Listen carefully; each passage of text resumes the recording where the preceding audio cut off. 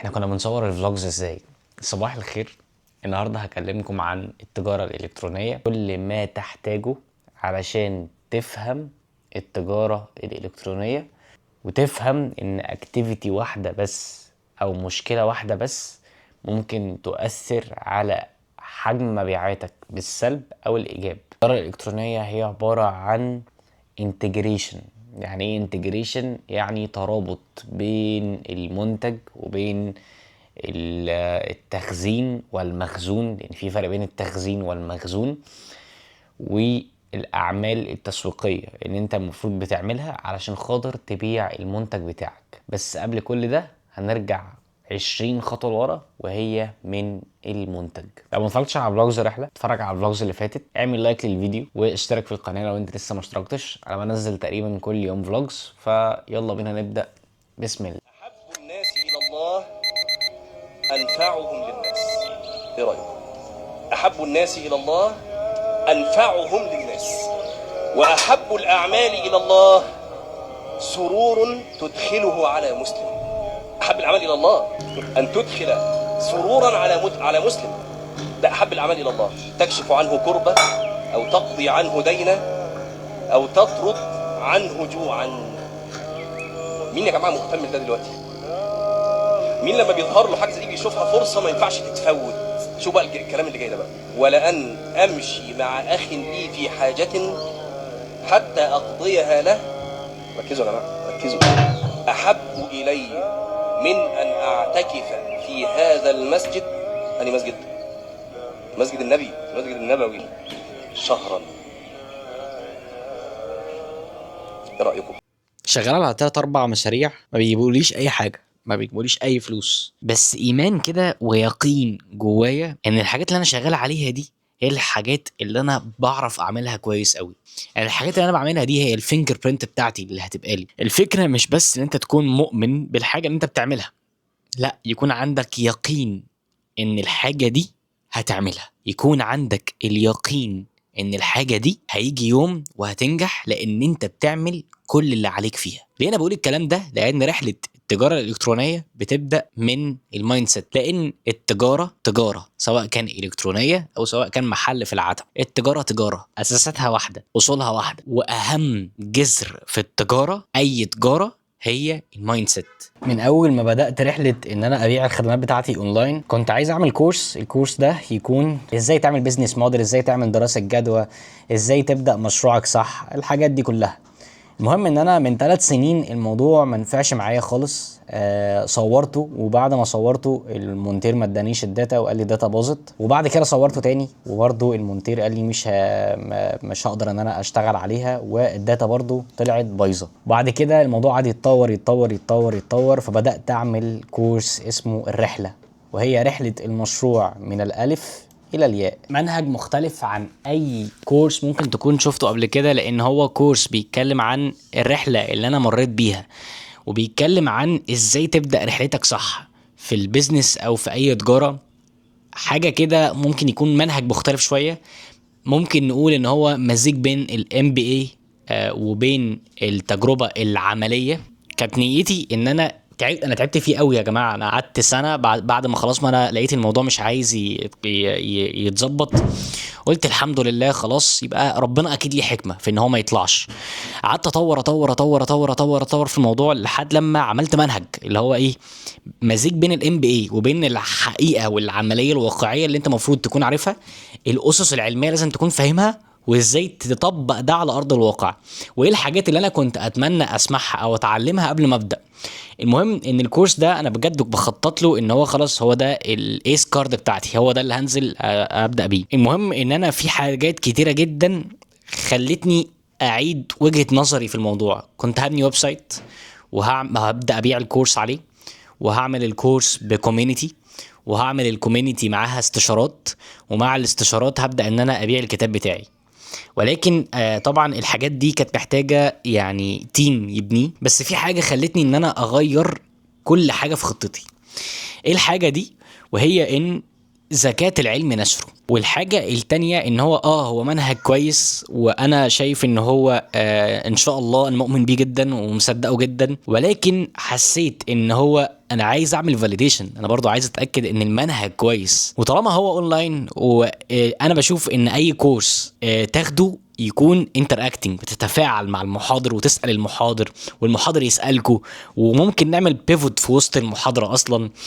فحسيت ان الافضل ان طالما الكورس ده اونلاين يبقى خليه ببلاش، بالنيه الاولانيه ان هي زكاه العلم نشره، وان دي حاجه ان شاء الله تبقى لي لو نالت قبولكم، وان شاء الله تعجبكم، لان انا بعد ما خلصت الكورس اسمه 3 ساعات ونص، فان شاء الله تعجبكم. اتمنى ان هو ينال قبولكم ان شاء الله في خلال اسبوع يكون نزل قبل رمضان.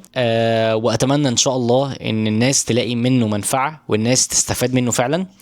والحاجه الثالثه ان احنا نكبر سوا، يعني دي هديه مني ليكم، لكل الناس اللي موجوده عندي على الشانل. شكرا ليكم. الكورس ده 3 سنين بحاول اعمله، قعدت احضره سنه كمنهج، وقعدت اصوره واكتبه.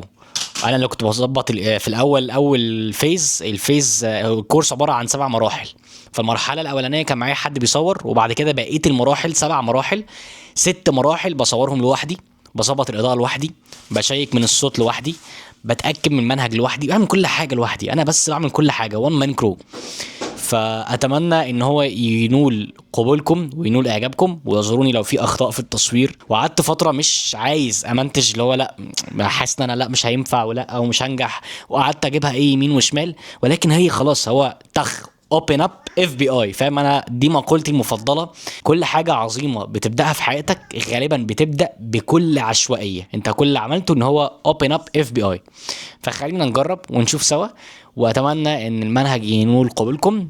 انا اسف ان انا عمال اديكوا حاجات من رحلتي في النص، ولكن ده مهم لان هي برضو من رحله التجاره الالكترونيه اللي انا بداتها. انا هدفي ان انا اعمل قدام ويب سايت يكون عليه بقيه الحاجات بتاعتي، الكتب، الكورسات. فبشارككم النو هاو، وان شاء الله ينول قبولكم.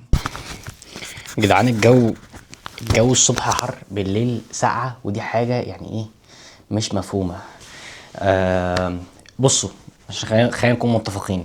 لو انت عايز تعرف الفيديو اللي هو الكلام اللي موجود ديسكريبشن تحت في الفيديو موجود فين، موجود في اخر 10 دقايق غالبا، لان يعني انا بحب ان انا نشارك الخواطر والاحداث اللي بتحصل، اللي هي يعني ما بصورهاش كلها، بس بقول لكم خواطري من ناحيتها، والموضوع نفسه التوبيك اللي هنتكلم عنه. فالتوبيك هتلاقيه دايما في اخر 10 دقايق.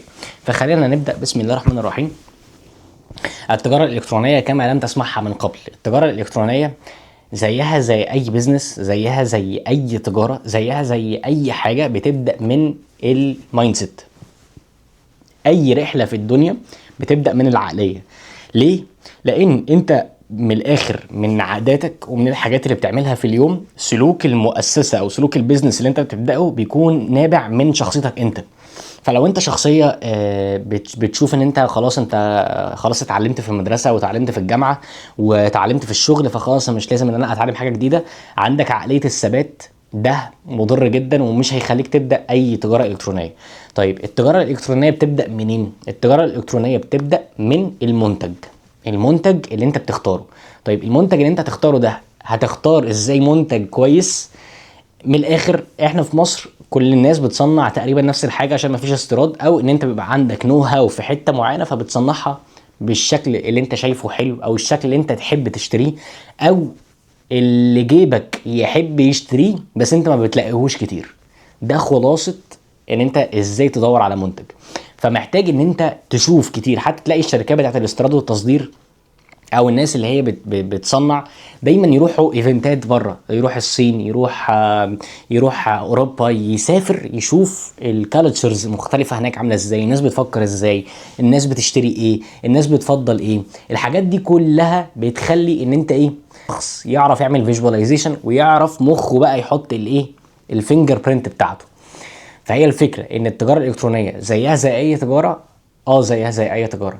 طيب الموضوع بيبقى الكتروني قوي ليه؟ لان الناس بتدخل على شات جي بي تي تجيب افكار للمحتوى، فافكار محتوى التجاره الالكترونيه اللي هو بيضغط على البين بتاعك عشان يخليك تبدا معاه في كورس او تاخد منه استشاره، هو ان هو يضغط على على ان هو بص انا بحقق كام للبراندات. فبتلاقي المعلومات اللي انت بتلاقيها عامه في التجاره الالكترونيه عن ان انت بتعمل ويب سايت وتعمل كونتنت وميديا باينج، اعلانات مموله، محتوى، والويب سايت. طيب هل ده بيزنس التجاره الالكترونيه اللي بيؤدي ان انت تجيب 200,000 و300,000 ومليون جنيه في الشهر؟ لا، مش ده اللي بيؤدي لكده. ايه اللي بيؤدي لكده؟ رقم 1 مايند سيت، رقم 2 برودكت، منتج انت ليك الفينجر برينت بتاعته، ليك الشكل بتاعه، ليك الطريقه اللي تحب تشتري بيها المنتج. طيب فانت محتاج الاول تعمل فيجواليزيشن كتير، وانت كشخص يكون عندك المايند سيت اللي تعرف تختار منتج. سنس التاجر، دايما بقولها سنس التاجر. سنس التاجر ده بتجيبه ازاي يا معلم؟ بتنزل العتبه، تنزل الازهر، تنزل الموسكي، بقى كتير في اي حته ممكن تنزلها، او بتدور على مصانع. كل القصه كلها في الريسيرش بتاع ان انت تعمل فيجواليزيشن، تشوف وتقعد تعمل حاجه اسمها سكامبر تكنيك. دي هنتكلم عنها في الكورس الرحله ان شاء الله لما ينزل. بتشوف المنتج بطريقه ممكن تكون مختلفه، او بتشوف المنتج بطريقه موجوده عادي، بس انت بتقدمها بطريقتك، بالطابع بتاعك، بالحاجه اللي انت بتعمل لها براند امباكت، الانطباع اللي انت بتسيبه للناس. لما بتشوف اي فتله، اي حاجه معموله بالفتله، دايما هيجي في دماغك ايه؟ شركه ليبتون. شفت الكيس بتاع القهوه اللي بيتحط في علبه نسكافيه، حتى لو هو مش نسكافيه، حتى لو هو اي حاجه تانية، تسمع صوت الخش، تسمع شيبسي. فهو ده البراند امباكت اللي لازم يكون موجود عندك. طيب ازاي ابدا في التجاره الالكترونيه؟ منتج. المنتج اعمل بقى بعد المنتج بعمل ايه؟ بحط صور تكون كويسه جدا، بصور المنتج بطريقه تكون بروفيشنال، او بروح لنانو بنانا برو اخليه يطلع لي برومبت الاول من شات جي بي تي يخليني اطلع صوره احترافيه للمنتج بتاعي. الصوره الاحترافيه دي بتكون على حاجه اسمها سايكلوراما غالبا، يعني الناس كلها بتروح تصورها في الحته دي. سايكلوراما اوضه كده ابيض في ابيض زي بتاعت انس بوغاش بتاعت البودكاست. الصوره دي بتحاول ان الصوره تكون موضحه كل هيكل في المنتج، بتبين تفاصيل المنتج، ديتيلز المنتج. اي سؤال من الاخر العميل ممكن يساله قبل ما يشتري المنتج يكون الصوره بتجاوب عليه والديسكريبشن بيجاوب عليه. ليه؟ لان التجاره الالكترونيه العميل بياخد قرار ان هو يشتري في 3 ثواني بالظبط. 3 ثواني بيحدد ان هو يشتري. ولازم تبقى مظبط، سواء كان مع بوسطه او سواء كان مع تشيبلو او ايا كان بقى الشركات اللي هتلاقيها بالهبل. بتروح ان انت تتعاقد معاهم، ولازم التوصيل يكون من 3 ايام ل5 ايام. فبتحاول انت تعمل الباكينج بدري شويه، بتحاول ان انت اول ما الاوردر بيخلص بتحاول ان انت توصل الناس، لان توصيل الاوردر بسرعه ده بيخلي السكسس ريت بتاعك عالي، فبيخلي الايه الكونفرجن، او ان العميل يرجع لك تاني، او ان العميل يرشحك لناس تانية اعلى. طيب عشان كده هي اصول البيزنس واحده، الكترونيه زي الاوفلاين. طيب انا يا مروان بعد ما اعمل منتج اعمل ويب سايت على شوبيفاي ولا وورد بريس، ولا بروح للديفلوبر، ولا بعمل ايه؟ معاك بادجت بتروح للديفلوبر يعمل لك شوبيفاي بشكل كويس، او انت بتعمل شوبيفاي، بتدخل تاخد كورس مجاني من الموجودين على اليوتيوب، وتبدا ان انت تبدا تدعبس في الحاجه. طيب انا برجح دايما شوبيفاي. ليه برجح شوبيفاي؟ لان العميل بيألف شوبيفاي اكتر من وورد بريس. يعني هات لي كده اي حاجه اشتريتها اونلاين غالبا هتكون معموله بشوبيفاي. فده سيكولوجيا كده، كان حتى احصائيه انا قريتها، الناس بتفضل شوبيفاي اكتر من وورد بريس. فانا بشوف ان شوبيفاي افضل في الاي كوميرس. تمام؟ لو انت بتعمل كومباني بروفايل وبتعمل شكل شركه او بتقدم خدمه او كده، فهرشح لك طبعا وورد بريس، او تعملها بكودنج او ايا كان لغه البرمجه اللي انت تحبها يعني. ولكن شوبيفاي اسهل، اسرع، اوفر، والعميل بيألف شكل شوبيفاي اكتر. طيب اعمل ميديا باينج اول ما ببدا، ولا اجيب ميديا باير اول ما ببدا؟ لا، ما بتجيبش ميديا باير قولا واحدا. لازم تعمل كل حاجه في البراند بتاعك من الالف الى الياء. تصوير الكونتنت، الكونتنت استراتيجي، البرودكت، كل حاجه بتحاول انت تعملها. انت في اول فترتك في الاي كوميرس، كل اللي بتحاول تعمله هو ان انت بتاخد كونسلتيشن، تروح لميديا باير تاخد منه كونسلتيشن بعد ما بتجرب، تاخد كورسات. لكن ما تجيبش ميديا باير من اول يوم. ليه؟ لان البيزنس دايما بيبدا من برودكت، وايه تاني؟ ماركت ريسيرش. اللي هو ايه الماركت ريسيرش؟ اللي هو قعدنا نهري فيه كتير. اس تي بي، سيجمنتيشن تارجتنج بوزيشننج، السيجمنت اللي انت بتستهدفها، والكومبتيتيف اناليسيز، والسوق منافسينك عاملين ازاي وبيعملوا الاعلانات بتاعتهم ازاي، اسعارهم ايه. ده اللي بيحدد انت هتبيع بكام، وده اللي بيحدد انت هتبيع لمين. طيب مين اكتر واحد بيفهم في السيجمنت؟ انت، مش الميديا باير. انت اكتر واحد عارف مين الناس اللي ممكن تشتري منك. طيب هل انا يا مروان بروح اشتري البضاعه كلها مره واحده؟ لا، ما بتشتريش البضاعه كلها مره واحده. بتشتري الاول ايه؟ بتعمل فاليديشن، تشتري المنتج. وغالبا اول 6 منتجات هتبيعهم، او اول 10 منتجات، اول 10 بيعات هتبيعها هتكون من اهلك ومن الناس القريبه منك واصدقائك. فانت في الاول بتحاول ان انت في تجمع عائلي كده بسيط تروح تقول يا جماعه انا بعمل 1 2 3 4، ايه رايكم في الحاجه الفلانيه سعرها كذا. غالبا هتبيع لك بيعتين 3. فانت في الاول خد الفيدباكس كلها، خد فيدباك على قد ما تقدر، فيدباك على قد ما تقدر، واعمل اويرنس على قد ما تقدر. تقعد تخلي الناس تشوف المنتجات بتاعتك من غير ما يعرفوا ازاي يشتروا المنتج. خلي الناس تألف شكل اعلاناتك، خلي الناس تألف شكل المنتج بتاعك.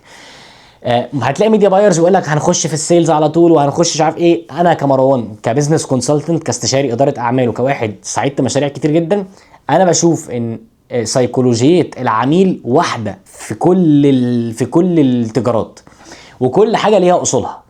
فهي الفكره ان العميل مش هيشتري منك غير لما يبقى فيه كريديبيليتي، في ثقه. الثقه دي بتيجي امتى؟ لما يألفك، يشوفك 7 مرات في 7 بلاتفورمز مختلفه. فكل ما صرفت على الاويرنس، وانا شرط وحيد، المنتج بتاعك يكون كويس، المنتج بتاعك يكون عنده فينجر برينت، حاجه انت فعلا مميز فيها. علشان كده دايما بقول استثمر في اللي بتفهم فيه، استثمر في الحاجه اللي انت عارفها كويس، استثمر في الحاجه اللي انت عندك فيها بصمه. لو انت حلاق، ده مثال على طول بقوله، بتروح للحلاقين اللي انت شايفهم جامدين جدا وتقول ياه الحلاق ده لو بيقدم الكوفي بار بتاعته في الحته دي، يا لو الكرسي ده بدل ما كان محطوط هنا محطوط هنا. كانك بتعمل له استشاره، وتحاول تطبق ده بالسكيل اللي انت بتبدا بيه، بالحاجه اللي تقدر تبدا بيها في الاول. اول ما تبدا بفينجر برينت ابدا صغير بس فكر كبير. فعلشان خاطر تدخل المرحله بقى اللي بعد كده اللي هو ايه، انا هعمل ميديا باينج ولا بجيب ميديا باير. بتعمل انت الميديا باينج وبتتعلم انت الميديا باينج، ولو احتجت حاجه بتروح تاخد كونسلتيشن من ميديا باير، تساله اعمل البتاع دي ازاي، اظبط الكامبين دي ازاي، اعمل سكيلينج ازاي. ده من وجهه نظري التي لا قيمه لها على الاطلاق. طيب بعد ما بنعمل بقى الحاجات دي، ايه الكونتنت اللي محتاجين ننزله؟ هل محتاج اصور حاجه جامده؟ لا. انت محتاج دايما في الاي كوميرس توري الناس اليوزابيليتي، اللي هي ايه، ازاي استخدم الجراب ده، فاهم؟ ازاي الناس بتستخدم الجراب ده، والجراب ده بيفيدني ازاي، من غير ما تقول ولا كلمه. انت ازاي توصل لي الامباكت ده؟ انت بتشتري من بيبسي مش عشان انت بتحب صودا، انت بتحب صوت اللي هو صوت اللي هو ايه، عمال يشرب وبتاع. نفس القصه، الاعلان هو فن الاقناع في 30 ثانيه. ده طارق نور، وده بالنسبه لي احسن تعريف للادفرتايزنج، تعريف طارق نور. الاعلان هو فن الاقناع في 30 ثانيه. فانت ازاي هتقنع العميل بالحاجه اللي انت بتقدمها؟ رقم 1 يوزابيليتي، رقم 2 الشكل، رقم 3 السعر، او ان حد يدي فيدباك عن المنتج. ال3 حاجات دول بتجربهم وادعي لي. طيب كده احنا دخلنا في الحته الثانيه اللي هي الكونتنت، ودخلنا في الميديا باينج، ودخلنا في التفاصيل اللي هو ايه التشغيليه، نبدا نشغل المشروع بتاعنا ازاي. طيب لما ابدا ابيع ايه اللي بيحصل؟ ده هنشوفه في فلوج جديد من الجزء الثاني من التجاره الالكترونيه. لو عجبكم فلحد دلوقتي سيب لي كومنت قول لي ابدا في الجزء الثاني، وسيب لي كومنت بالاسئله اللي انت تحب ان انا ارد بيها عليك، لان هي دي التجاره كما لم تسمعها من قبل. التجاره الالكترونيه مش هوبا عملت ويب سايت، هوبا عملت ميديا باينج، هوبا صورت الفيديو ورحت اليو جي سي وانفلونسر فيلا هبيع. لا يا معلم، لا يا ابو لسان طويل، ما بتمشيش كده. فلو عايز تعرف جزء تاني عن التجاره الالكترونيه كما لم تسمعها من قبل، فاتفرج على الفلوجز اللي فاتت واستنى الفلوجز اللي جايه. انا تقريبا بنزل فلوجز كل يوم، فاشوفكم على خير، سلام.